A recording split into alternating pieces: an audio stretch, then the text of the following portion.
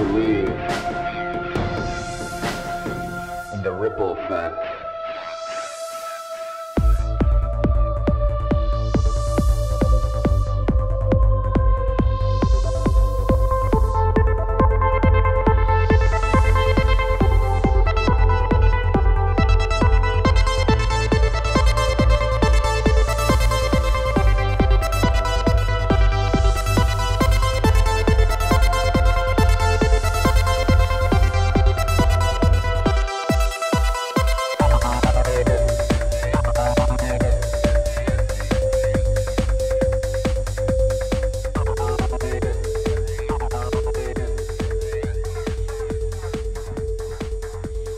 What's up? Another episode of Ripple Effect Podcast. I'm your host, Ricardo Varandas, also known as Ricky Varandas.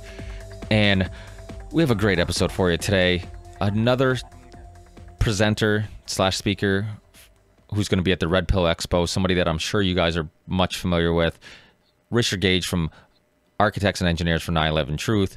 He is the founder. He is one of the architects who looked at 9/11, looked at the way the buildings fell and said something doesn't seem right, and did some serious investigation, started this organization, and he got thousands of other architects and engineers who have no agenda, no reason to sign this besides the fact that they truly believed that there's something more to the story, and they all signed to be a part of this organization to show their support for another investigation and really get to the bottom of this cover-up. So really interesting. He's going to be at the Red Pill Expo, which is going to be in Hartford in June. Please check it out, June 7th to 9th, I believe. I hope to also be there that weekend. So meet Richard, meet me, meet some of the other speakers that are going to be there, like Richard Grove from Tragedy and Hope, who is actually the one helping me out with booking some of these guests from the Red Pill Expo, him and his wife, Lisa. Awesome people. And meet them, meet myself, meet Del Bigtree, who's going to be there, meet Edward Griffin, so many great speakers and guests. So if you haven't looked into it, please do. In the show notes, in the show description, when you go on our YouTube channel, you'll be able to find links to the Red Pill Expo and also all the links to our guests' social media sites and their website and all that stuff. So do that. Like I always tell you guys, if you want to support the show, I have a Patreon page. If you can contribute anything, please do. If you can't, no big deal. But what I'm doing for people who are supporting the Patreon page is I'm letting you guys know when guests are booked. I'm letting you know far in advance. Most podcasts only tell you who's on the show, or they don't tell you who's on the show until the last second, and then or when it's released, and then you see, hey, look, this person's this is a new episode, this is who the guest is. But what I'm doing, I'm letting you guys know far in advance who's going to be on the show. And so the second I book a guest, the second we have a brainstorm, maybe with another podcast or another guest on possibly doing something together or some upcoming show, my point is I'm letting you guys know all that information. So all the behind the scenes stuff. So it's my way of thanking you guys. If you're going to help support the show, you might as well know what's going on. So I think that's pretty cool, because I believe I'm the only one doing that at the moment. So, but if you can't support the show financially, like I always tell you guys, please share the show. I can't thank you guys enough for the people who do, who tweet it, post on their Facebook, all that stuff. Also, review the show.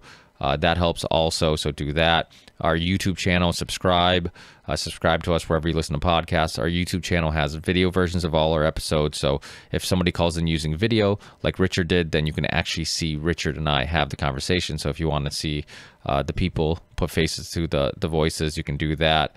And like I also said, I put links in the show description to our guests and all my sites and social media and all that stuff. So easy way to connect with the guests and myself.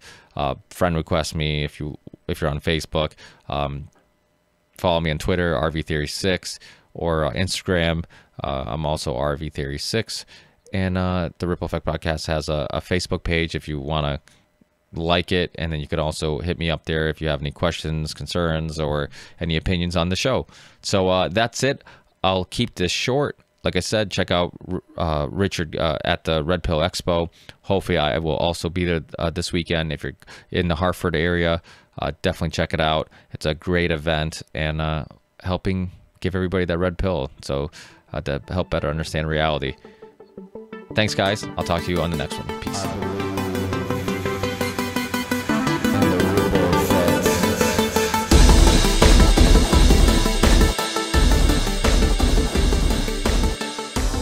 thanks so much, Rich, for being with me. I really appreciate it.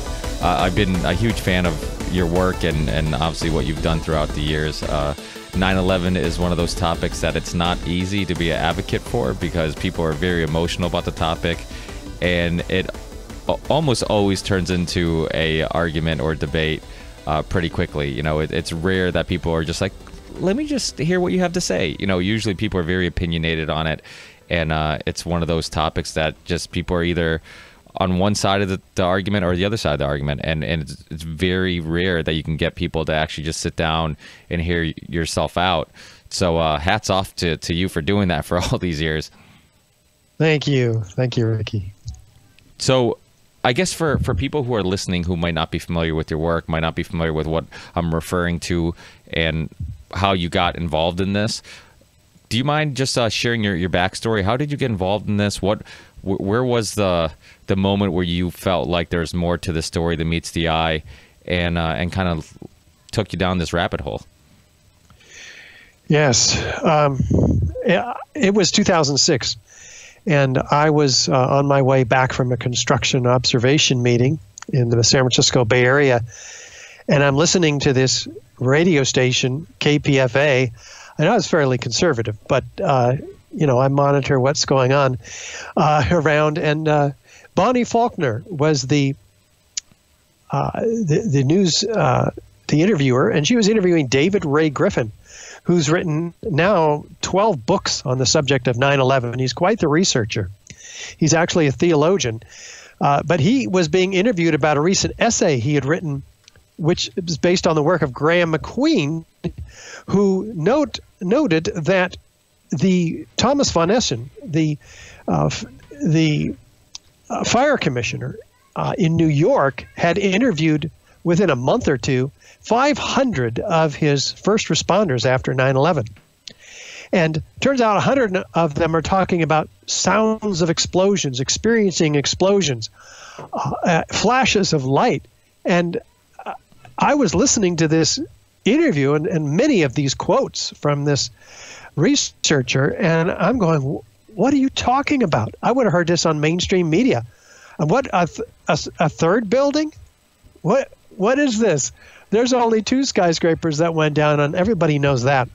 Well, I and most of my colleagues, 80,000 of them from the American Institute of Architects, have not received one bulletin on the subject of this third skyscraper that came down on 9/11. So I was held in the dark by my own American Institute of Architects. So I had a lot to learn, and I went and heard him, I believe it was the next day, at the Grand Lake Theater in Oakland, and it was packed. 600 people were in that place, and I couldn't even get past the foyer. But I bought some DVDs there. It's from some of the providers, talked to some people. I was just blown away. This is a whole truth movement based on what the national media is not telling us, our government is not telling us about what really happened on 9/11. So I was really in a state of shock. I did my own research. I copied the work of Stephen Jones, a nuclear physicist formerly from Brigham Young University, who had done some early work in 2006 about the findings of extreme temperatures, evidence of extreme temperatures that jet fuel and office fires can't even come close to being accountable for. So I took this information back to my architecture firm, 15 of them. Most of them thought I was nuts, but I bought them pizza, so they had to come and watch this 45-minute presentation. And by God, all of them agreed with me afterward. You're right. These buildings did come down to controlled demolition. And I was on my way. I mean, I was on fire.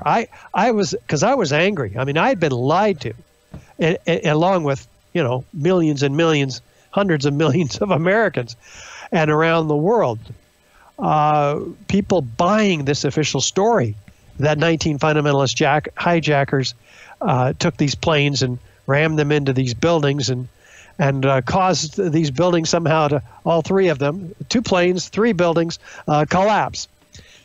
So yeah, that's what got me all fired up. You know, I was a Reagan Republican and rooting for Colin Powell as he was making his irrefutable case for weapons of mass destruction in front of the UN. And I wanted to go get those bastards in Afghanistan who did this to us. Boy, had I been hoodwinked. And learning the truth is really not comfortable at all either. But it is based on truth. Yeah, one of my favorite quotes, it's easier to trick somebody than convince them they've been tricked. And it's one of those things where when somebody tells you something you believed is wrong or incorrect, I think your first reaction is to deny it and be like, no, that can't be true. That's, you know, and I think what you're doing is important, because even if you have these conversations with people, and like I initially said, these conversations are hard to have because people do get emotional. They do tend to already have a side of the argument, even if they haven't done any actual research. I think it's important because sometimes, even if in that moment they don't seem like they get it or they're agreeing with anything you're saying, I think you at least plant that seed of doubt. And later in time, when they're reflecting on the conversation or whatnot, they could, you know, go down that rabbit hole, go on YouTube, you know, search some things, even though even YouTube has notoriously, especially recently, kind of suppressed some of that stuff. I know James Corbett, who's a friend of mine and been on the show a bunch of times, a lot of his 9/11 videos, which have millions of views and, you know, tons of people have seen, a lot of them now, you try to search for them even by the title, you have a hard time finding them. So it does seem like even that stuff's being suppressed, even if you do want to go down that rabbit hole. True. Very true. And you know, 12 years later, we've got 3,000 architects and engineers now demanding a new investigation, who are just as angry as I am, and wanting to sign on and do something to wake up people. So one of the efforts, well, we've been talking at architecture and engineering conferences for a dozen years, trying to do just that. That's how we got to 3,000. But now we've teamed up with the Lawyers Committee for 9/11 Inquiry. And in November of last year, we successfully submitted a petition with 57 exhibits of the evidence that we're going to be talking about here to the U.S. Attorney in Manhattan and Lower Manhattan District, and he has agreed to comply with the regulations which require him to impanel a special grand jury to review this evidence. So we're about, in fact, to file further filings which require him, according to the Mandamus Act, to take action on this, because we feel that there's been some delay. So, but that's nevertheless an incredible leap forward in the 9/11 Truth Movement legally, because we've been roadblocked at every step.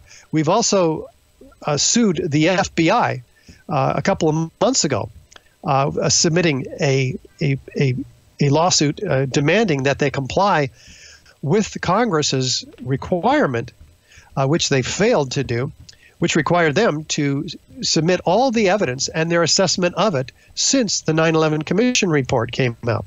So this was in something called the 9/11 Review Commission, and they did not submit the evidence that we had given them and that they had acknowledged receiving, and that they had already assessed back to us, that it involves thorough research and analysis on our part.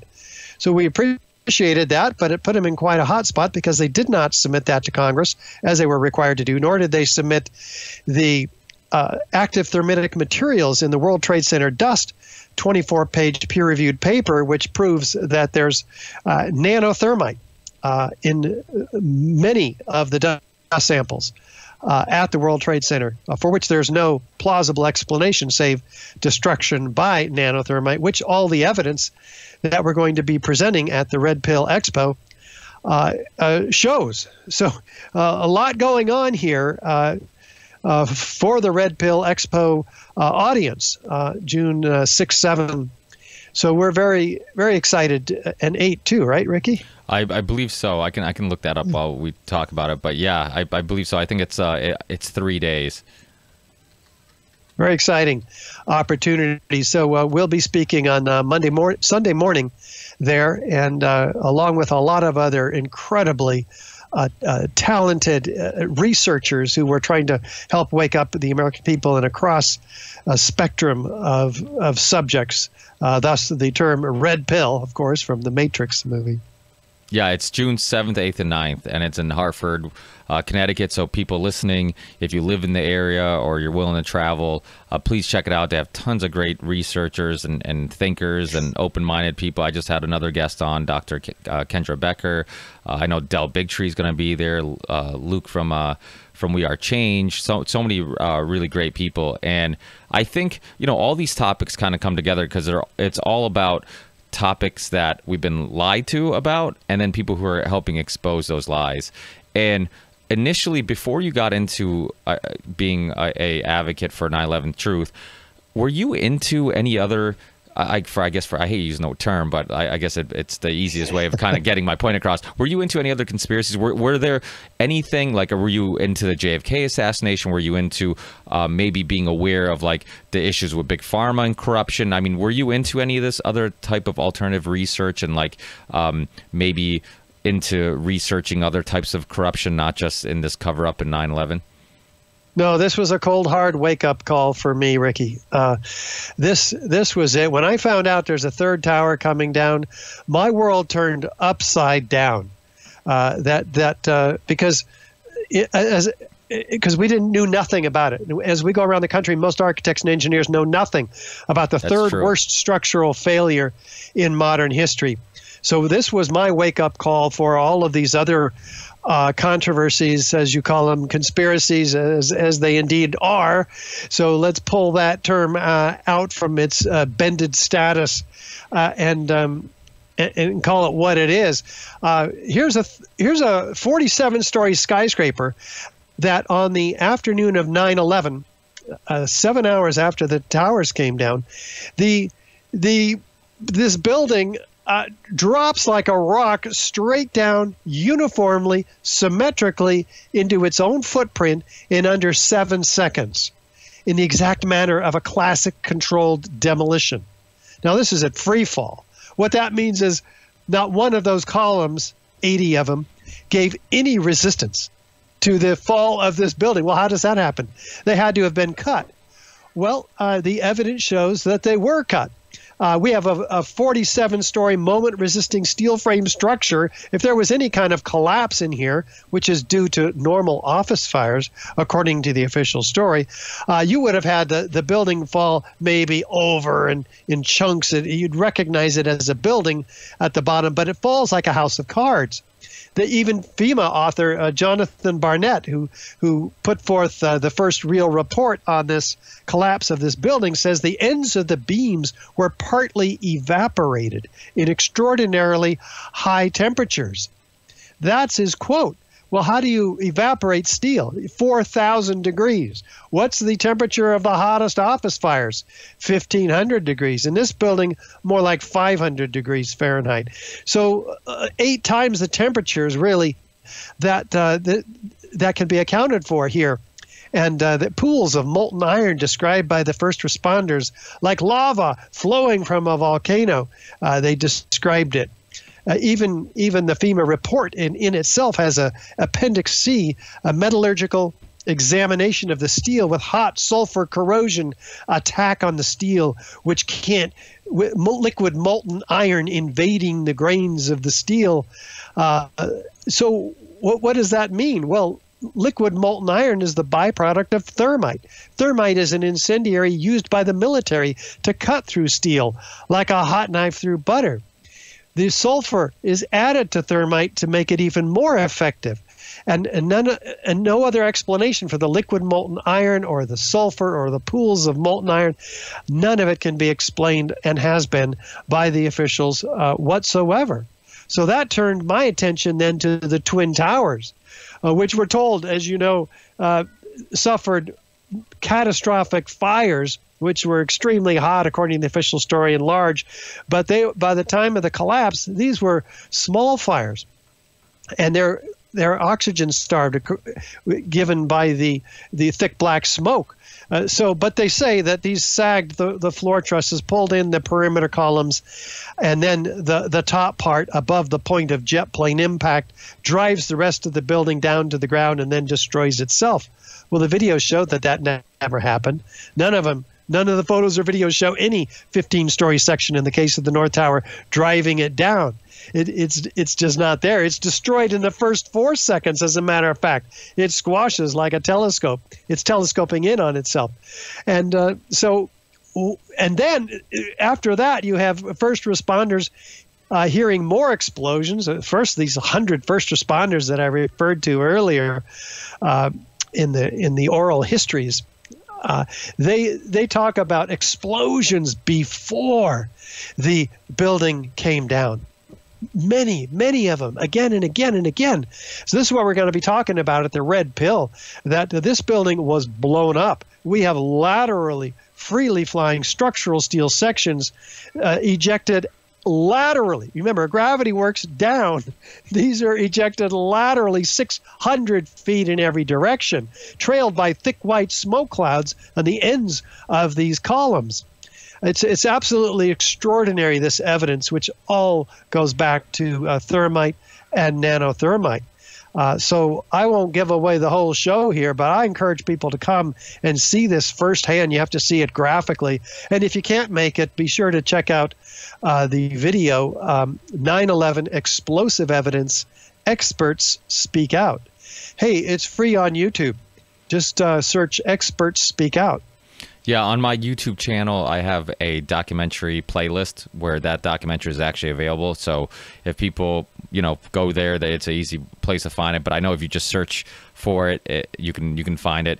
And yeah, it's a great documentary. It's, there's so many. The thing about, I know some people like to kind of get away from the forensic evidence of 9/11 because it is one of those events, historical events, where there's so many rabbit holes. I've done multiple shows on the JFK assassination, and it's like you can do a whole, hours on just the mob connection, the CIA connection, on this connection, that connection. And it's similar with 9/11, where you could do hours just on, the buildings falling, the evidence of it and all that. And then you can get into following the money. Then you can get into, the war games and just all that stuff. So it's really endless how much research you could do on this. But do you feel like the reason why the forensic, maybe it's because of your background and your expertise, but do you also believe that maybe it's really important to focus on the way the towers fell because it's the most obvious and it's something that really can't be argued that much because it's not just connecting dots. People witnessed it. You can watch the video. Is that why you think that it's important for yourself to focus on that? Well, I'm an architect, and so I focus on buildings. And when I saw buildings come down at free fall acceleration, in the case of the Twin Towers, 2/3 of free fall, they're not even slowing down as they come down. They're each destroyed, completely shattered in 12 seconds. And yes, so it's the forensic evidence, the squibs that are ejected out. I talked about laterally, freely flying structural steel sections, but there's also smoke ejections occurring 20, 40, even 60 stories down below. This is all evidence on the video, plain for everyone to see, and nobody can really deny it. Now, I denied it the day I was watching on the morning of September 11th. I heard, this is a building collapsing, and I'm just going, God, I'm already in shock. I've lost 3,000 or whatever of my fellow Americans right in there, and other people from around the world jumping out of the building. We're in shock. We didn't know when the next plane was going to come in. There could be any number of things going on. Remember, we're Monday night quarterbacking this now, but on that morning, we were all in shock. And for weeks and weeks and weeks and months and years, I was just believing what I had been told. After all, they were engineers telling us, this is due to these hot fires up there and the damage to the columns from the airplanes and all that jet fuel. What do I know what jet fuel can or can't do? I just believed what we were told. After all, they had the stories of the hijackers and with the box cutters and all. So yeah, I just believed it, and I wasn't ready to challenge my government yet. Not until I saw this forensic evidence laid out step by step, as I'm going to do it at the Red Pill, and in a way that I couldn't deny it, and so my psychology could do this about face and challenge all of my most basic assumptions about what kind of society I'm living in and who runs it.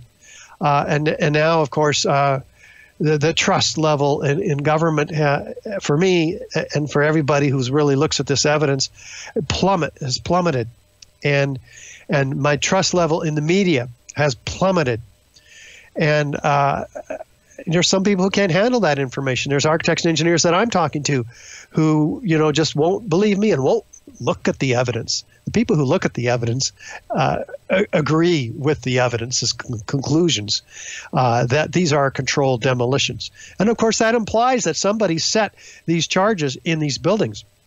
Well, who had access to these buildings? Who had a motivation to start wars in the Middle East, to obtain regional hegemony in the Middle East, to vastly increase the military budget in the U.S.? Well, this is the researchers point to the it's the first time I've ever forgotten this. Project for a New American Century, PNAC. PNAC, yeah. Which is a neocon think tank, half of which ended up in the Bush administration after he came to power. But prior to this, they had laid out these goals, and they had said publicly that absent a catalyzing and catastrophic event like a new Pearl Harbor, our goals will be a long time in coming. Paraphrasing there. So, yeah, Bush wrote in his diary, we had a new Pearl Harbor today. Yeah, and there's a great documentary called 9/11, A New Pearl Harbor. I had the Italian filmmaker on my show, and it was a perfect title for it because of PNAC and because the same way that people are finally coming to terms with the fact that the U.S. possibly knew about Pearl Harbor a bit prior to the attacks, and they might have used it as a way of motivating the public and going to war. It's very similar, and I think we can talk about Pearl Harbor now in those regards because people aren't emotionally attached. And I think one of the issues with 9/11 is that most of us were alive. Most of us remember it quite vividly, where we were, or conversations about it, or watching the videos of the towers coming down over and over again, watching people jump out of the buildings. I mean, all this stuff, which is just crazy, and you can't help but have some emotional reaction to these videos. Even till today, I mean, I watch those towers come down. I mean, it's almost like the first time I watched them all over again. Like it emotionally angers me, and it angers me because I know there was a cover-up, and I know that it wasn't something that couldn't have been prevented. It was something that it could have been prevented. And so I think that's one of the issues about 9/11, about the topic, is that people are still very much emotionally involved with the topic. It's historical things. I feel like the further we get away from it, the less emotional we can look at it. We can just look at the facts, and I hope that eventually 9/11 is one of those things. But I think we're getting there. You're starting to see people much more open to the conversation. You're an architect, and I talk to a lot of architects because we have a family-owned construction company, and that's actually what I was doing today before I spoke with you. And so I'm constantly talking to engineers and architects on who design our projects or whatnot. And of course, I always have to bring it up. Hey, what do you ever think about 9/11? How those buildings fell? And like yourself, I mean, I was amazed by how many people, one, didn't know about Tower 7 falling, and two, just didn't really seem like they even had much of an opinion on the way the towers fell. And once you kind of start sparking the conversation and you show them the video of Tower 7, you can kind of see their brains kind of moving, and they're watching it like, yeah, this doesn't make a whole lot of sense. And but I think the majority of people can understand, like, if there's resistance at the bottom of these buildings, because obviously if the fire was burning at a certain level, the steel at the in lower levels can't be as hot as the steel on top. So if the top fails, eventually when it gets to the colder steel, this colder part of the building, you should see it slow down just a little bit. And the little that I know about structural engineering, I mean, that just seems like common sense. And so do you feel like there's, because, I mean, you have a lot. I mean, you have over 3,000 architects and engineers that have been a part of your movement, right? And I'm sure many more that probably don't. I mean, do you get some that just don't want to be a part of it because it is a touchy topic, but possibly that could be could be restricting even the number being much higher? Yes, I've spoken to architects and we've gotten emails from architects and engineers who say, I can't put my name out there. I've got, federal work. I work for some prominent clients. But I'm supporting you guys. We hear that quite a bit. So yeah, there's a reluctance because this is publicly on the internet. These 3,000 architects are taking a public stand, and there's a price to pay for this. Sometimes, it's out there. If they Google your name, this petition shows up. So it's a bold move by our AE members here. And it's a bold move also for them to support us financially monthly. We have others, 20,000 others who have signed our petition, and many of whom support us financially so that we and our 6 staff can maintain the incredible amount of work we're doing, including, by the way, hiring the University of Alaska to conduct a 3-year, $300,000 finite element analysis of Building 7. That's the work that the Congress has tasked NIST with, but which they failed miserably because they stop their computer model after 2 seconds when it begins to tip over. They can't even duplicate. Even after 7 years of delaying until this final report came out, they can't show what really happened. And we exposed the fraud 6 ways from Sunday in our presentations. And that's what this study has already proven, publicly declared that this building did not come down by fire, according to Leroy Hulsey, one of the top forensic structural engineers in the country, chairman of the Department of Civil Engineering at the University of Alaska Fairbanks. So that study's coming out within a couple of months, and it's going to go far and wide at the universities. So we'll be pushing that. So I'll touch on that also at the Red Pill Expo. Well, and there's so many things. I mean, you look at it from, for people who, I mean, Obama, when both past presidents. I mean, you had Trump who had there's videos of him doing interviews right after 9/11, or I think the same day. And, what he said in the interview was kind of correct. I mean, you might not think he's the brightest guy in the world, and people can have different opinions about him. And personally, I don't think he's the brightest guy in the world either, but he has been around construction his whole life. And he talks to a lot of engineers, and he's around engineers. He goes to pre-construction meetings, different meetings. So he's constantly around structural engineers and stuff like that. And so he's not an idiot when it comes down to that type of stuff. And he said, on air, and at least one interview that I heard, saying that it didn't seem like it made sense. It didn't look, it looked like a demolition. It didn't look like it was, the towers should have just fell like that. And I believe there's even a old documentary of the Twin Towers being built and some of the engineers talking about how strong they're going to be and the type of impact it can take. So there's so much. And then, I mean, the fact that Obama prevented 9/11 families from suing Saudi Arabia. I mean, what does that tell you? I mean, who are they protecting? And so there, you look at just all the things that don't make sense. I mean, everything that kind of proves that there was a cover up. I mean, the fact that Bush chose Henry Kissinger initially to investigate 9/11, who is a war criminal, and I can't go to some countries, because he's a war criminal. I mean, that tells you something. I mean, and then the Press for Truth women, the Jersey girls. I mean, just they're the ones who forced them. These widows forced the government to investigate 9/11. They didn't even want to do it. There was, there was an interview with Dick Cheney. I forget who was interviewing, who said, "Oh, there's forget who it was that talked about a meeting with Dick Cheney, who and he was saying that they shouldn't investigate. And then the amount of money that they I think, I forget how much it was that they spent on 9/11, but it was like $3 million or something like that. And they spent $100 million on investigating Bill Clinton, and his affairs. I mean, it's just.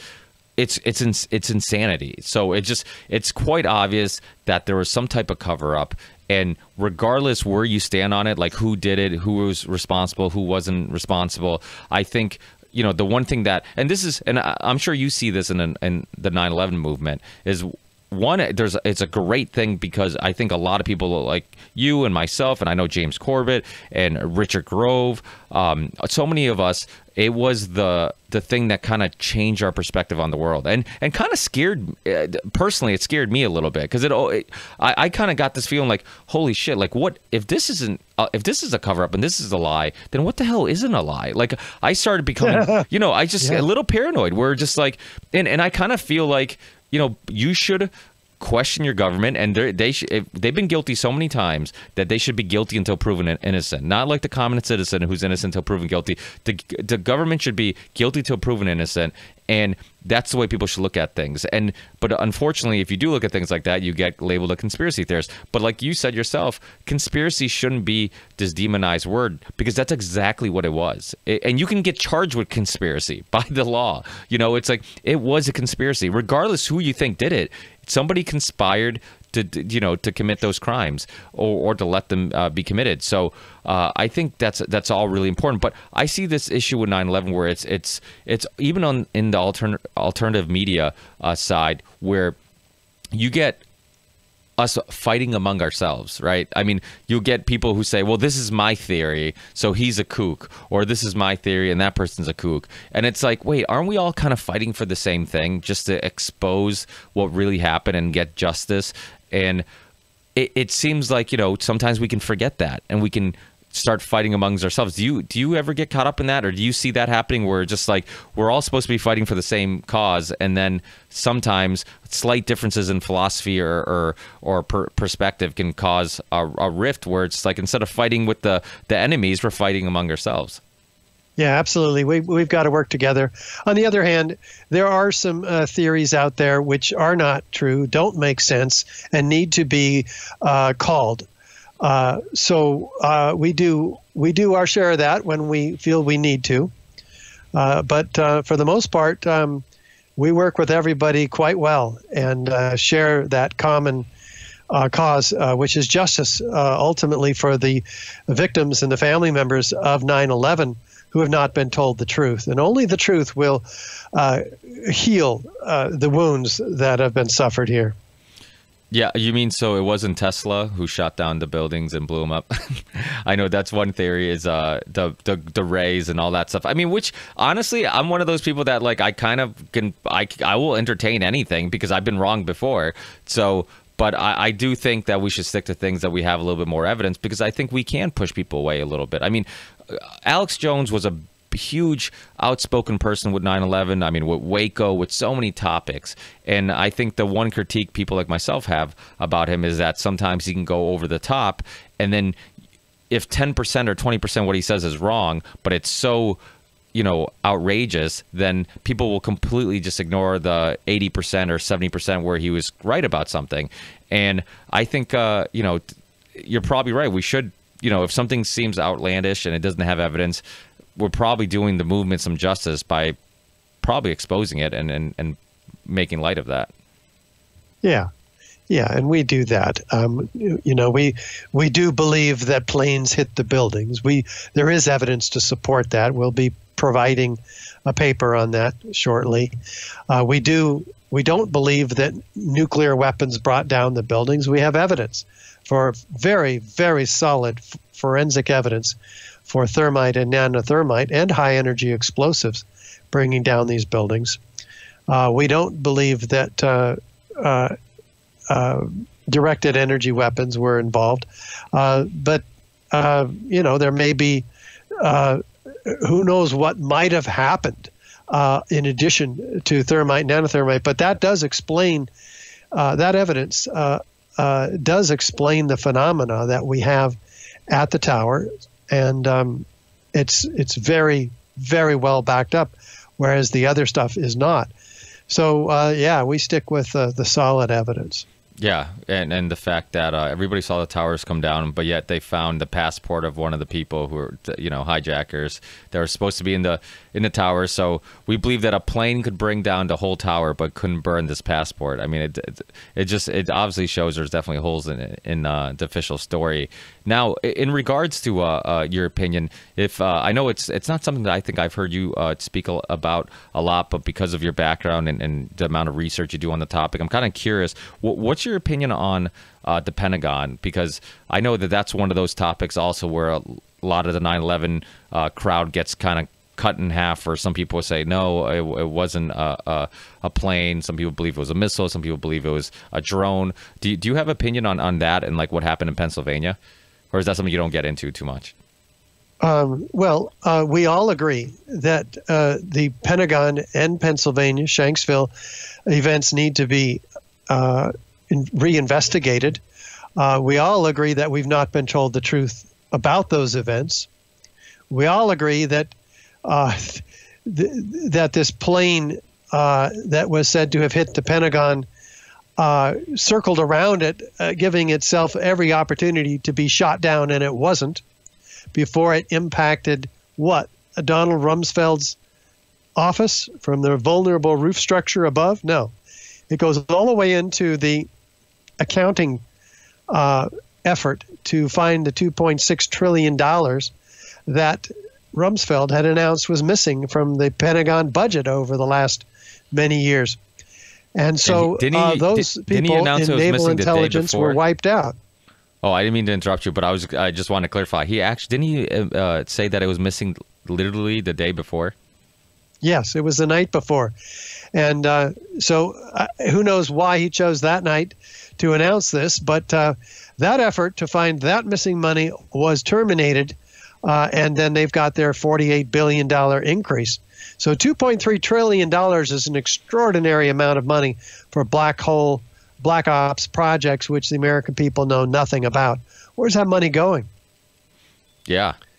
And I mean, well, it's you think about it. So you look at that, and then you look at, so that money was never investigated where that went, and you can find the video of Rumsfeld saying out in the open, we're missing this many trillions of dollars. And then you look at the money that was made in the Iraq War. You look at all the, there's a great documentary called Iraq for Sale about, KBR, Hollenberg, and all these contractors that were just getting ridiculous amounts of taxpayers' money. We invaded a country that had nothing to do with September 11th. There's Saudi hijackers, if you believe that those hijackers were involved.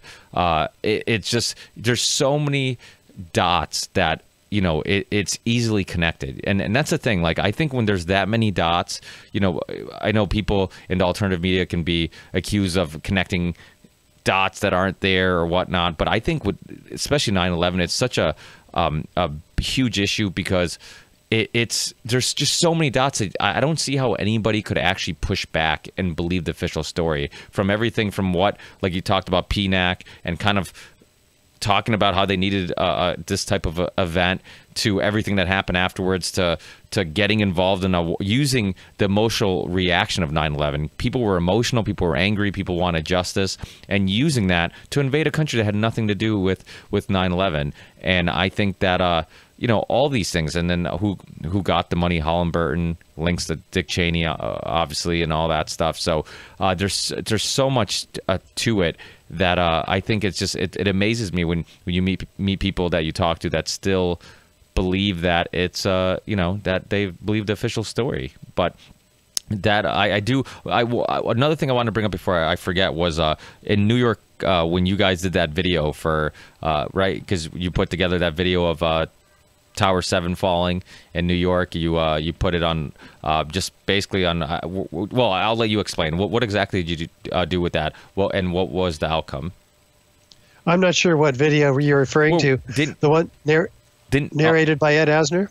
No, I mean, weren't you putting together, I believe it was you that was trying to basically televise Tower, repeat over and over again, Tower 7 falling in New York City on like one of the blocks so everybody walking by would see it. I could. Oh, right. Yeah, this was in 2013. It's our project called Rethink 9/11. The evidence might surprise you. And yes, we had transit stations covered, taxi cabs, tops covered. We had billboards around the city and around the country and around the world. Actually, it was a nationwide and worldwide project. And one particular great component of that was it cost us tens of thousands of dollars to put the video of Building 7 crashing up on a major video billboard in Times Square. So we attracted a lot of attention that way. But we weren't able to turn the tide yet. We're hoping these two lawsuits that we have going right now, the special grand jury and the FBI lawsuit, will sneak through the gears of perverted justice and get some traction legally so that the evidence can be introduced into the record. That's a really important effort. Evidence, like, by the way, most people don't know that, there's 110 stories in each of these buildings, and each of them were an acre in size, comprised of 4 and 8 inch thick concrete slabs. So that's an incredible quantity of concrete slabs that should be stacked up at the bottom of a gravity-driven collapse. And guess what? They're not there. Well, where are they?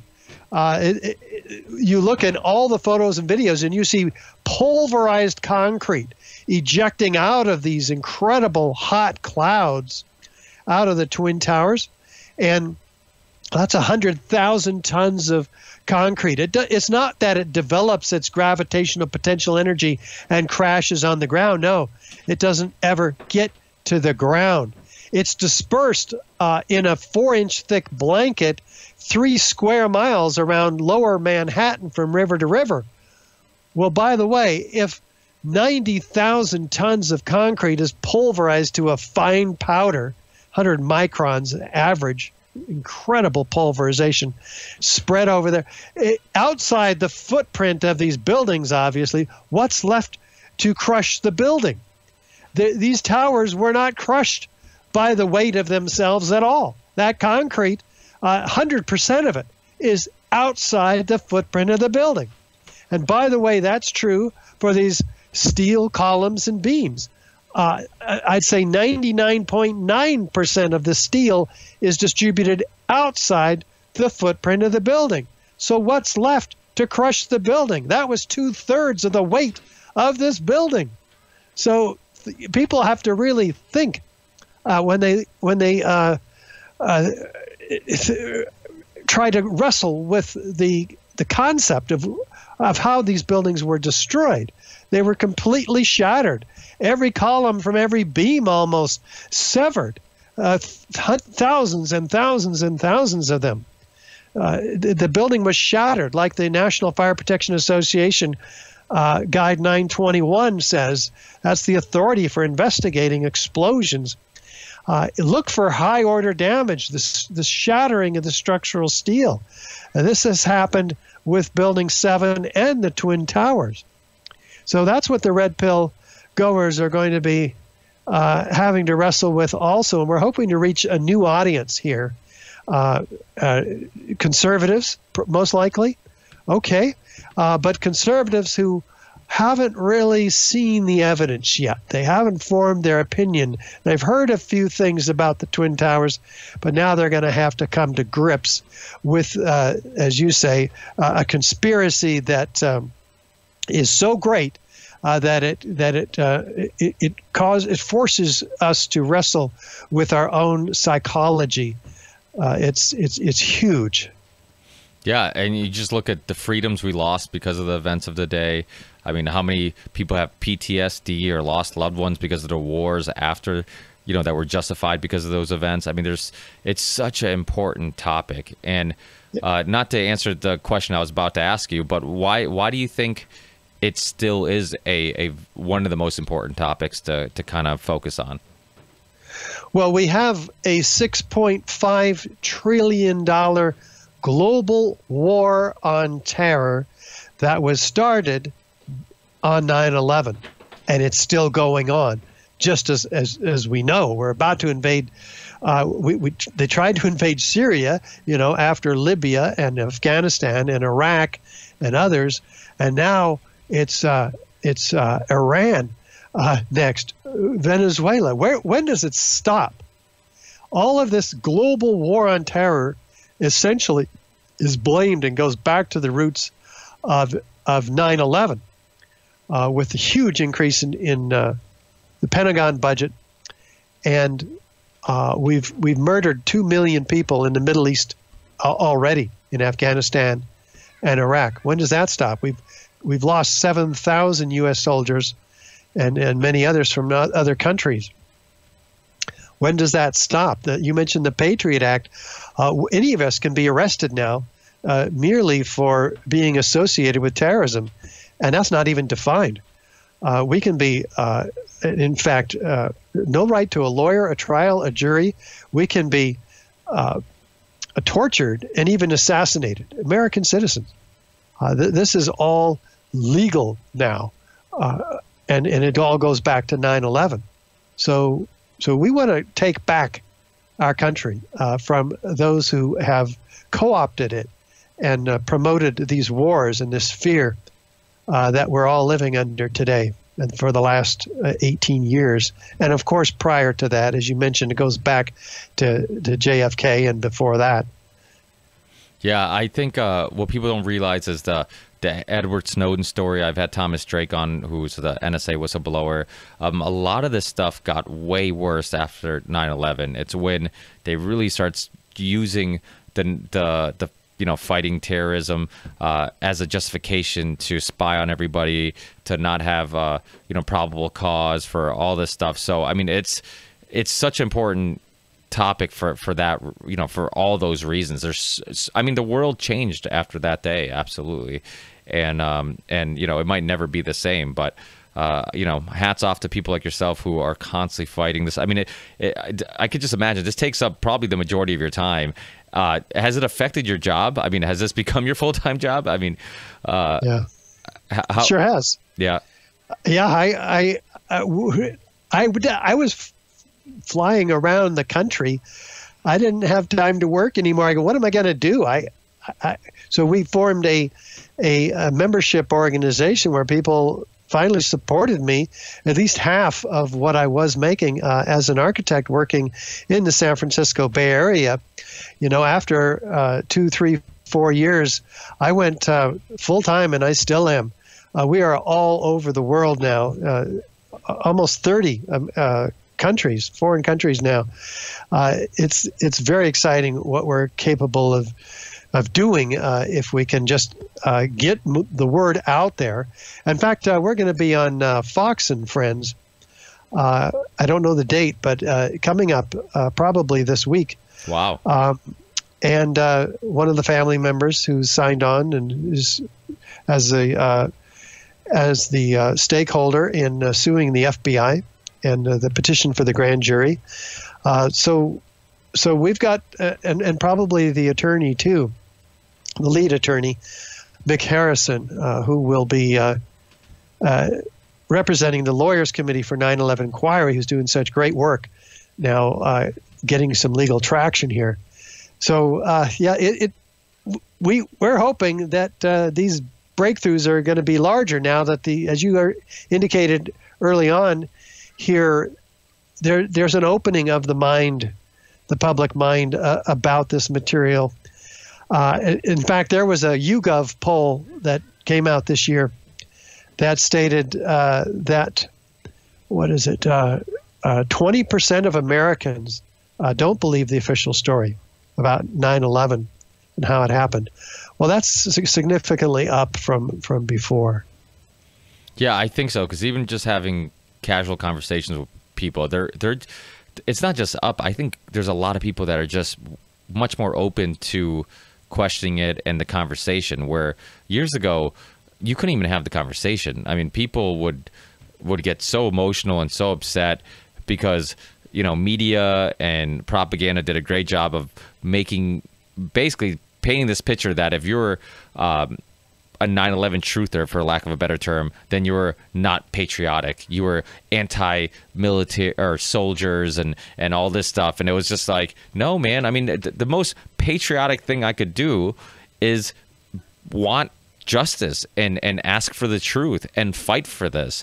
I think that, this whole idea of like anybody who was a 9/11 truther, this idea that they were anti these men and women that are going overseas fighting in Iraq and all this. I mean, it's like, no. I mean, if anything, you're helping them. What you're trying to do is prevent the government from doing something like this again and using lies to justify sending our young men and women to a country where they have no reason to be there, and a lot of these people in the military will never be the same. They'll lose limbs, they'll have PTSD, all this stuff, and then all we do is look back and do what we do with Iraq. And Vietnam, we just go, oops, yeah, we made a mistake, my bad. It's like that's the way they just want us to move on with our lives. But there's a lot of people who can't move on with their lives that are every day paying for the price of those decisions made by those politicians. And like Jesse Ventura calls them chicken hawks. When it was their time to serve, they didn't want to go to war. Now they're sending everybody else's kids. So yeah. I mean, before I ask you where we can find your work and your latest articles or interviews and any of that stuff, is there anything else you want to add? I want to encourage people to do something.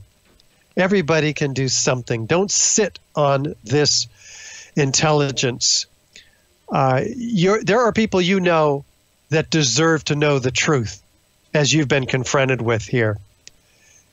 Or maybe that you already know, but because you've gotten a few angry rebuffs on your attempt to wake people up, you've become shy. Well, don't do that. Be like Ricky. Stand up for the truth. Get your own radio show. And if you can't do that, talk to everybody you know. Send our link, ae911truth.org, to every architect and engineer that you can find. Everybody else that you know, certainly your elected representatives. Tell them that that this information is solid and backed up by 3,000 architects and engineers. That the DVD, 9/11 Explosive Evidence Experts Speak Out, is compelling because you've looked at it. You went to YouTube and watched it for free. Just search Experts Speak Out. So that's what I'd recommend. Yeah, no, I agree. I mean, I named this podcast a Ripple Effect Podcast because I was trying to promote and push the idea that we all can make a difference. The most dangerous thing is believing you can't, because the second you believe you can't make a difference, they've won and we failed, because you just end up going, becoming a sheeple. You just go with the herd. You don't think for yourself. And for some people, and I'm sure you've met people like this, ignorance is bliss. It's almost like it's so overwhelming and it's so hard to digest all this and live with this that it's almost easier to ignore it and go on. But if everybody did that, then there would never be change. And like you said, you were just an average guy going along. Well, I shouldn't say average because that sounds like an insult, but a normal guy going on with your life and just you got motivated by this topic. It changed your perspective on the world, and now you've made your whole life goal to help expose this and get justice. And similar with my podcast, same thing. I was just construction worker. We probably, if we lived in the same state, I live in Massachusetts. If we lived in the same state, we might even run into each other on a job site. We're just two average people talking about some job site, and then we got motivated, and I think it's really fulfilling to, even if you don't know the impact that you're making, it's fulfilling knowing you're attempting to make an impact and you're doing something. And for myself, and I'm sure for yourself, it's it's much easier to sleep at night knowing you're attempting to leave the world a little better than you received it. And we all can make an impact. You don't know how big of a ripple that becomes, even if it's as simple as hearing this podcast, sharing this conversation with a friend of yours, or sharing some of the information we talked about with a friend of yours, even if they don't, like we talked about in the beginning of the show, even if they don't seem like they're believing any of it, or they seem skeptical, you don't know if later they're going to go home and watch the Richard's documentary, go on his website, get some information, listen to a lecture of Richard's, and just plant that seed of doubt that takes them to down that rabbit hole. So I think as hard as it is sometimes to spark these conversations about such emotional topics like 9/11, they have to be done, because we've been told growing up you don't talk about religion or politics at the dinner table, but yet we can argue about sports all day at the dinner table, and nobody ever says you shouldn't have brought up sports. So I say, like, we're told that for the purpose of not having the discussions that are actually important, and having if we can argue about if the Patriots are cheaters or not until for 6 hours, why can't we try to at least attempt to have a discussion about what happened on 9/11? Because to me, those are the important topics. Those are the topics that are worth getting into an argument with, possibly, and having those discussions. So, I tend to push back against those people who say, oh, you don't talk about politics or religion at a dinner table, because I'm like, then we're just going to argue about other things that are meaningless. At least if I do end up getting an argument, which I try to avoid, and you try to have a civil conversation, but even if that can't be done, I don't regret it, because I think these conversations need to be had. And people need to know that there are a lot of people out there who believe these things, because similar to the vaccine debate, there's a lot of people who pick a side, and then and if you have any doubts about vaccines, they don't bring it up. They don't talk about it because they're ashamed of it. They feel like they're going to be pigeonholed into you must also believe in this and that, and tinfoil hat wearing lunatic. And I think 9/11 is very similar, where it's just like some people are afraid of being outspoken about it because they're afraid that they're going to be labeled as a conspiracy theorist. But I think when you are outspoken like yourself, you talk to other architects and engineers, and you talk to other people, you realize, wait, there's a lot of people out there who are having second thoughts about what really happened. So yeah, I'm sorry about the long rant. No problem. Well, people, please go out to the Red Pill Expo. Check out Richard's documentary, his websites. I'll put links in the show description so you guys can get all that, stay up to date with his information, and hopefully we meet, because I live, like I mentioned, I live in Massachusetts. I don't live too far from Hartford, so I do plan on being around that weekend, and hopefully I get to meet you and a lot of these other great speakers. Yeah, me too, Ricky. It's going to be fun. I think we're expecting 500 people, so very exciting. Yeah, and who knows, people last second who'd show up and whatnot, and again, I think that the nice thing about this this event is that people who maybe are more libertarian, who are going to see a certain speaker, they might be exposed to your work, and vice versa. So it's it's good, because you get so many different types of people there, and they might hopefully be led to some other great researchers. So thanks again, Richard. Hats off to what you do. Like I said, it's a fight that a lot of people are a little afraid of fighting, and you continuously do it. And in my perspective, I think it's valueless what you do. You just can't put a price on just the minds that you're changing with every interview and every person. Because again, you're wearing a suit and tie. You're a good looking guy. You look smart. If I hear you talk about 9/11, I'm like, I'm actually going to listen to this guy. He might. But thanks again. Hey, enjoy the rest of your day, and hopefully we'll meet that weekend. Likewise. Thanks, Ricky. Thanks, Ricky. Thanks so much, Ricky. Hey, no problem. Take care.